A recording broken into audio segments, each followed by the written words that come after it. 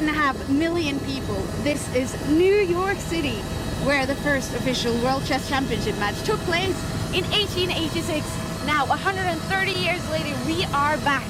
Reigning champion Magnus Carlsen will take on Sergei Karyakin. It is the match we have been waiting for 13 years since these two prodigies became grandmasters.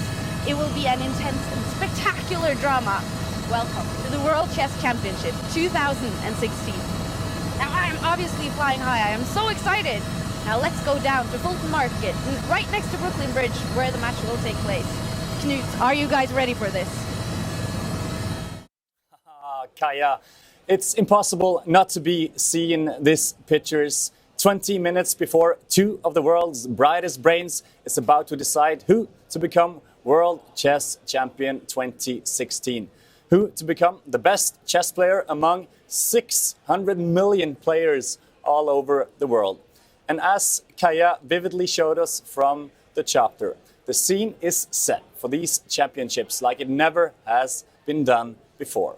We're in New York City, we're on Manhattan. This is the top floor of the Fulton Market, and the hallway behind us are leading to the room where Magnus Carlsen and Sergei Karyakin will decide who to be the World Chess Champion 2016.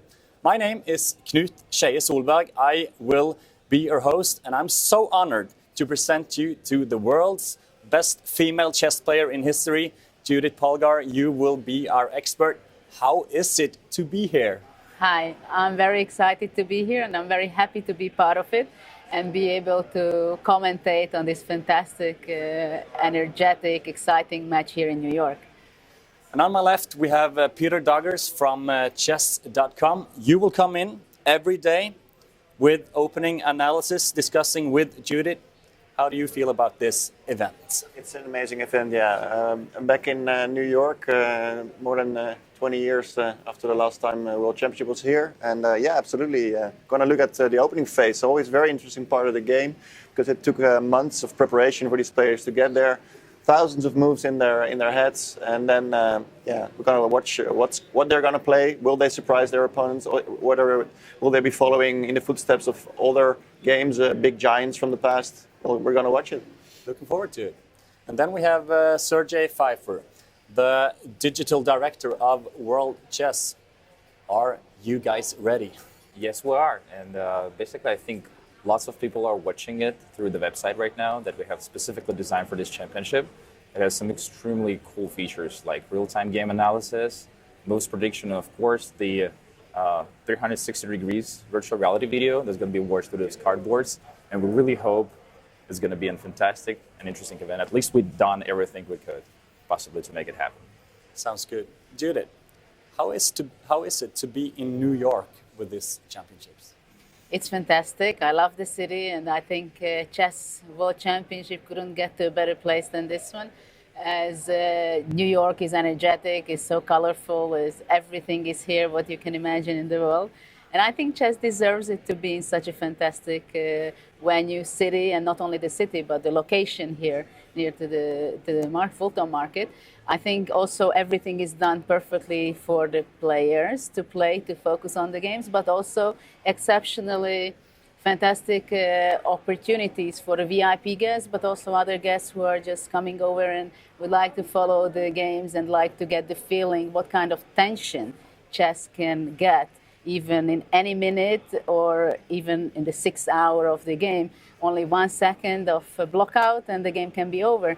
So I'm very happy that I can be part of it to share with the viewers how tense and how exciting chess can be. And how can we share this tension with the viewers? It's a pretty interesting moment. So as I pretty much said before, like one of the key features of this specific match is the virtual reality broadcast.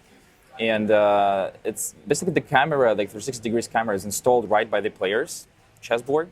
And if we look back at the 1972 championship where like Bobby Fischer and Boris Spassky were playing, the interesting part about that, because the broadcast of it was literally through like the peephole. So people were watching like this, this fantastic match through a really, really not so great quality like broadcast. And 2016 we really tried to make sure that this tension that between the two players and the chessboard can be literally seem like you're hovering over the board. So that's, I think it is. Sounds very good. Peter, what excites you the most with this matchup between these two young chess players? It's my 7th World Championship actually, and it's going to be the first one where Vishy Anand, Magnus' previous opponent, is not involved. So it's actually really the shift to the new generation.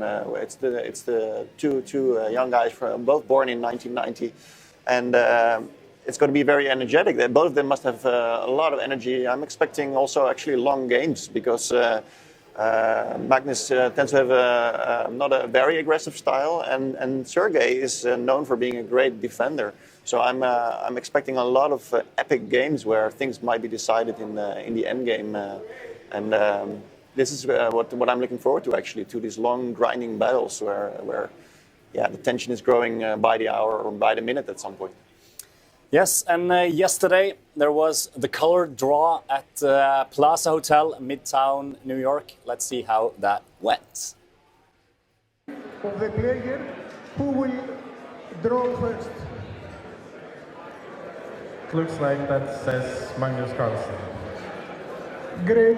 The name is Magnus Carlsen, so Magnus will choose first one of the white boxes. Take it, don't open it. Take it and go there. Please, Sergey. Don't open.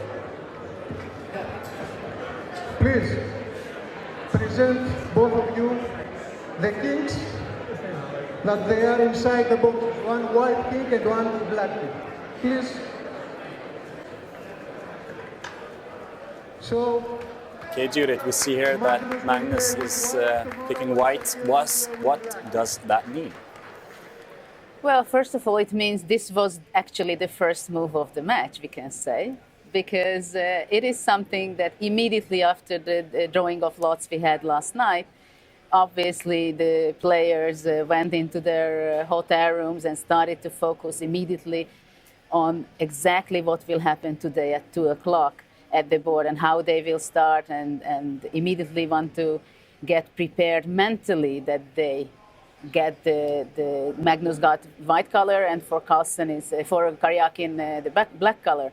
It is very special for a chess player. Every tournament drawing or a match is very critical from this point of view, that it gives the first step, the first mood you have. And I'm not sure that both players are happy or unhappy about it, but it always gives the basic feel of the match, how they start. And it's going to be very, very interesting. As with the white pieces, you tend to get the initiative of the game. I talked to some of Magnus' people, and they said Magnus really wanted black. Do you understand that? Well, of course, I understand. It depends on many things. Of course, the preparation was going on for the players for months already in advance. And for sure, they both had a scenario what happens if they start with the black pieces or with the white pieces. It's all this you're prepared, but also sometimes even the first game can get an influence, the outcome of the match. You know exactly in which games you're going to take white or the black pieces. But maybe he has some special preparation with the white or with the black pieces. That was the reason that's how he wanted to warm up with playing by the black pieces. But the challenger, Sergey Karyakin, will play black today, and let's hear from him. If you can describe Magnus with a few words, in what way will you describe him? Well, I can only say that he's a great chess player and world champion, and his elo and his results are describing much more than my words. So, and it will be very interesting for me and a very tough match, of course. In what way are you different as chess players? Well, we're from a little bit different chess schools. I am from the Soviet chess school, and he is Norwegian and maybe European chess school, if I can say like that. So we're a little bit different, but he also worked with strong coaches from Russia and from different countries, so it's more or less equalizing. What is the Soviet chess school like? We have so many world chess champions like Kasparov, Kramnik, Smyslov, Botvinnik, Tal, and also others. So it was basically champion after the champion, and it was a very strong chess school, and we're still learning from that school. What is your first memory of Magnus? My first memory, I think, when he was very young, like 13, I think he was. Maybe for the first time I have seen him in Aeroflot Open. It was in 2003, and I was already grandmaster, but he was also very talented, and it was clear that he is getting stronger, and it was. Yeah. And obviously you were the better player when you... Obviously, Magnus has done this World Championship thing twice. This is Karyakin's first. How can that affect the game? Well, generally, I think it's fantastic that we have very young players now. It's the first time in history that the one player is 25 and the other one is 26 years old. It is fantastic for chess, and it's from the new generation that they grew up with the technology we have. And it's obvious that for me it was very different from that. And I think it is fantastic that those two guys will have a big clash over the board and how it will unfold, and see all the preparation and insights, what they can bring on the board with all this deep preparation. But do you think Karyakin will be more nervous than Magnus?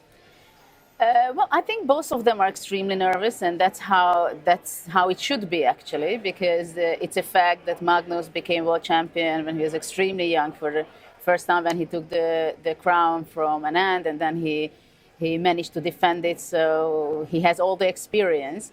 But on the other hand, no matter how much experience you have, I'm pretty sure that he's very nervous about the fact that he's already having all this pressure as a world champion, that everybody expects him to defend his title.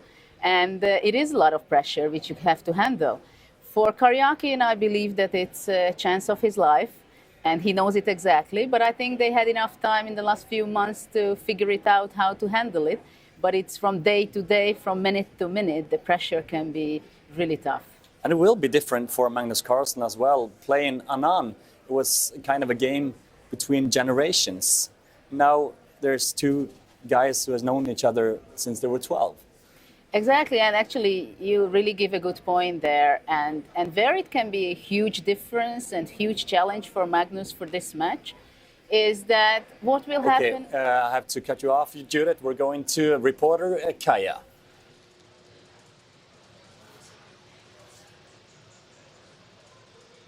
So we're in the room where the players arrive, and Magnus is here. Karyakin is already here, and he's being screened, can't bring his phone or anything. And he's going into the room.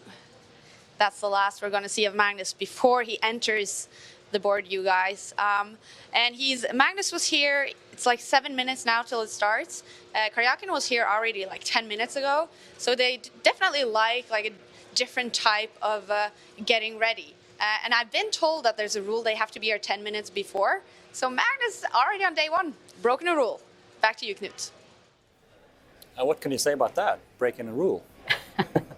I don't know how much is, maybe he just had to be at the building and not at the checking point. Here we see Magnus in the lounge. What do you think they're talking about here, Judith? Well, I don't know. Is it the arbiter who he's talking to, and maybe he gets the warning that it shouldn't happen next time? So we get time. But he's here, and we're going to start the game in time. What's going through their minds right now, both of them?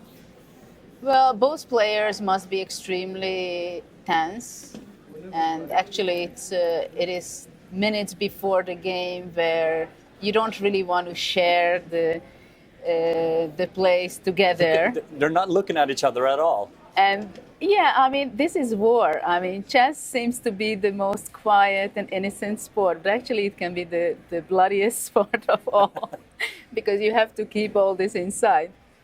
Explain that. Well, now already, of course, both players are very tense, and this is what they were preparing for the last few months, that they are going to be here in New York, they are going to start the match, the first game, and actually they both feel, I think, that their life is at stake. I mean, they really have this extremely, extremely strong tension. I mean, practically both of them play chess more than 20 years, and this is the moment, especially for Karyakin, as he's playing for the first time in the World Championship. Actually, we see Karyakin sitting already at the board. For him, it's new to sit in such a situation at the World Championship. I remember Carlsen was first in Chennai in 2013, waiting Yes. for Anand. Yes, Yeah. exactly. And I remember, I have it in front of my face, how nervous Magnus was, as I know him in person also. And it was really exciting to follow that he was so excited. And I think this is natural that, of course, for Karyakin, it's the first time to experience something like this. As contrary for Carlsen, he's already an experienced match player, World Championship match player, with all the good and the bad plus and negative sides. But is this mental game advantage Carlsen? Carlsen has some advantage from point of view that, of course, he's the favorite, and of course the opponent is kind of afraid of him also, possibly. But this mental game is going from second to second, and even some of the turning points probably will not be able to see what goes in their mind. And Explain, Judith, how is it to sit there right now with this attention before the first game in the World Championships? I'm sure Karyakin's heartbeat is faster. And it seems to me that Magnus is somehow very calm at the moment. I see Karyakin concentrating very much, looking forward for the first moves to happen. I think once they start the first few moves, and they will see whether all the preparation pays off, and it is something which the position is which they feel comfortable with. That's what they are thinking and feeling. I think these can be one of the most stressy moments for the players at the moment. And there's been so much talk about the opening move. Can you explain to us why this opening move is so decisive, so important? Well, again, we can go back to the preparation. As when you prepare on something, of course, both players checked all the games practically of each other in the last few months. Even before that, they were following each other for sure because they're top players. But once you know who is your opponent specifically, you simply start to analyze in very much in details, what are the weak spots, what are the weak points of your opponent, especially in the World Championship like this. In a match, it is especially crucial to understand what kind of structures and positions and situations the other one doesn't feel comfortable with. And this is going to... That's Woody Harrelson making the first move of the World Championship Chess 2016. Judith, tell us about the opening. Well, D4 was made, and actually this was, it seems like at the moment the clock may be not working properly as both players are checking on the clock. Is that stressing? Well, definitely it's something unexpected, and of course it is already something that it's something interesting how the players are handling, but if something unexpected happens, of course it's kind of... Okay, there's Karyakin. How do you analyze this? Well, actually he played D4 the first move. It was interesting because he plays also other moves, but I see that Carlsen is going very solid in the first game. As knight f6 was played, the knight came out. Bishop g5. It's a sideline practically, very solid. And then black played d5. It is very clear. I have the feeling that probably Karyakin is happy with the very solid approach what Magnus made, because he's not entering into a main line. It's very clear that he wants to be solid, and I think it seems like Karyakin. Also, but Magnus is very much ready for a long game today. Why can you tell that? Because it's a solid game, and it's not going to go into the straight, very much into the deep preparation with concrete, very sharp lines. Where already we could say that maybe some home preparation is already done and finishing the game. So this is very clear that Magnus is trying to warm up and get a solid opening with the white pieces. C5. It is a move very energetic by Karyakin. Why is that energetic? Well, he's pushing. He has already 2 pawns on the 4th rank, so he's trying to break the center. And where the pawn is attacked now, actually, white can take this pawn, which is not going to be an option for white. Probably he's going to play with the pawn or with the knight. Actually, he took bishop takes f6. Now it's kind of a critical moment, of course, that black has to take back. And actually, black took back with the g pawn. And it is something that d takes c5. It is going interesting way, I must say. There were not so many games on this. There were about 150 games on this altogether in history. So they are going into a line which actually probably it can be a preparation. It should be preparation by Carlsen. But I think even maybe Karyakin will start the first time that he's going to think. Does this opening surprise you? A bit, because I was kind of expecting Carlsen already going into a main line.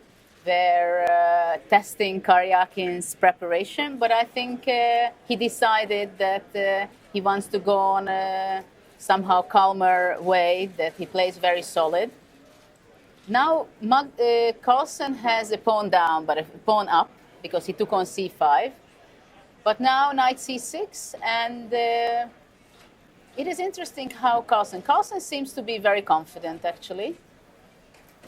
But to be honest, I like the position with the black pieces. It is energetic. If you look at the pieces, white pieces are all on the back rank yet. But in the next move, I'm pretty sure there will be some development. Bishop b5 is a very logical move by Carlsen. And now it's the question how black will develop.